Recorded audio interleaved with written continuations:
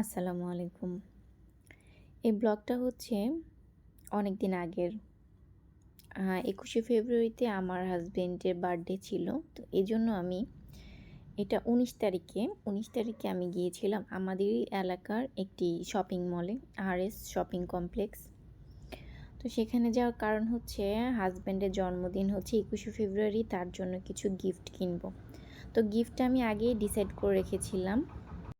গিফটটা হলো তার জন্য একটা স্মার্ট ওয়াচ আমি সিলেক্ট করে রেখেছিলাম যে একটা স্মার্ট ওয়াচ দিব, কারণ সে যখন বাইকে চলাফেরা করে এর মধ্যে তার ইম্পর্ট্যান্ট কল যখন আসে তখন সে ফোনে রিসিভ করে। এটা অনেক রিস্ক, বা ঢাকা শহরের যে অবস্থা, বাহিরে ফোন বের করে যে কোনো যানবাহনে চলাফেরা করাটা খুবই রিস্ক হয়ে যায়।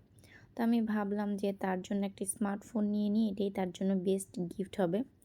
তো প্রথমে আমি অনলাইনে অনেকগুলো পেজ দেখেছি, অনেকগুলো প্রোডাক্ট দেখেছি, কিন্তু মনে হলো যে নিজে থেকে নিজে নিয়ে নিজে গিয়ে যদি দেখে কিনতে পারি তাহলেই মনে হয় ভালো হয়। তো এই জন্য এলাকার মধ্যে সবচেয়ে ভালো যেই শপিং মলটা ছিল সেখানে গেলাম। তো এমআইয়ের একটা শোরুম, অফিসিয়াল শোরুমে গেলাম। সেখানে গিয়ে আমি এই ২ টা ওয়াচ বের করেছি। তো প্রথমে যে ওয়াচটা এখন আমার হাতে দেখতে পাচ্ছেন, এটা আমার খুবই পছন্দ হয়েছিল। কিন্তু আসলে এটা একটু লেডিস টাইপের ওয়াচ। যদিও স্মার্ট ওয়াচ তো লেডিস জেন্টস দুজনই পড়তে পারে। কিন্তু এটা আমার হাতেই মানাচ্ছিল।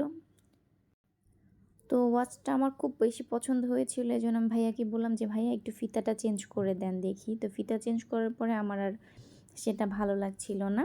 তো সেটা আর নেই। তারপর হচ্ছে এই ব্ল্যাক কালারের ঘড়িটা নিয়েছি। তার কারণ হচ্ছে আমার হাসব্যান্ড আম অন্য কোনো কালার পরবে না, এটা আমি খুব ভালো করেই জানি। ব্ল্যাক তো ব্ল্যাকই, ব্ল্যাক সে পরবে নিলে।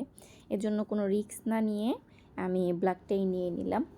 তো ওইখানে ওপেন করে চেক করে তারপর নিয়ে আসলাম। এরপর হচ্ছে বাহিরে বের হয়ে চিন্তা করলাম যে কোথায় ভালো কেক পাওয়া যায় একটু দেখে যাই। তো ওয়েল ফুডে গেলাম, আমাদের এলাকাতেই আছে।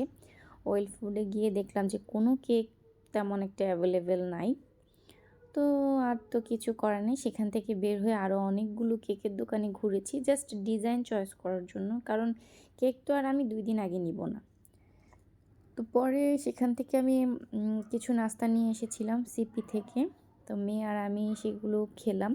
তারপর হচ্ছে ঘড়িটা এনে ওইখান থেকে বলে দিয়েছিল যে ঘড়িটাকে 100% চার্জ দিতে। তো ঘড়িটা এনে তারপর আবার খুলে সেটাকে চার্জ দিয়ে রেখেছি, যেন হাসব্যান্ড আসার আগেই চার্জটা কমপ্লিট হয়ে যায়। তো কেমন লাগলো ঘড়িটা জানাবেন।